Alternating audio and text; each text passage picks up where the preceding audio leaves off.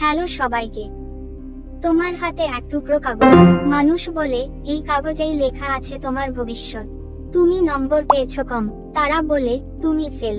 কিন্তু আসল সত্যি জানো, তুমি ফেল না, তুমি এখনো শিখছো, তুমি এখনো লড়ছো। ভিডিওটি তাহলে শুরু করা যাক। এটাই তোমার পরিচয়। সবাই তোমার দিকে তাকিয়ে বলছে এই রেজাল্ট, এই তোমার পড়াশোনা। কারো মুখে হঠাৎ করেই একটা প্রশ্ন, এবার কি হবে তোমার ভবিষ্যৎ? যেন রেজাল্টের এই একটা কাগজে তোমার পুরো জীবন লিখে ফেলা হয়েছে।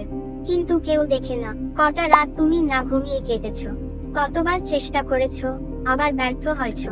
কেউ বোঝে না তোমার মাথার চাপ, পরিবারের চাপ, সমাজের প্রত্যাশা। সবাই শুধু দেখে সংখ্যা। কিন্তু জানো, রেজাল্ট খারাপ মানে তুমি ফেল নও।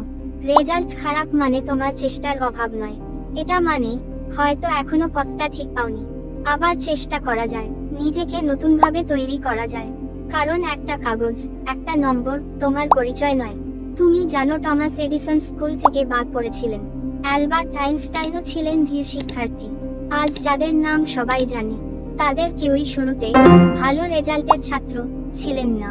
কারণ জীবনের সফলতা মানে শুধু ভালো নম্বর না, বরং নিজেকে না হারানো।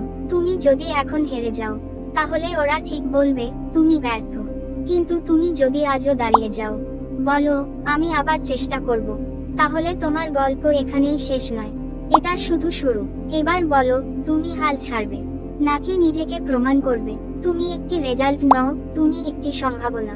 ভিডিওটি যদি তোমার ভেতরে একটু সাহস জাগিয়ে তোলে, তাহলে শেয়ার করো একজনের সঙ্গে, যে আজ চুপচাপ বসে ভাবছে আমি ফেল। কমেন্টে লিখে যাও আমি আবার শুরু করব আগুন। কারণ তুমি ফেল করো নাই, তুমি শুধু এখনো থামোনি। প্লিজ চ্যানেলটি ভালো লাগলে সাবস্ক্রাইব করে দিও। Like and subscribe.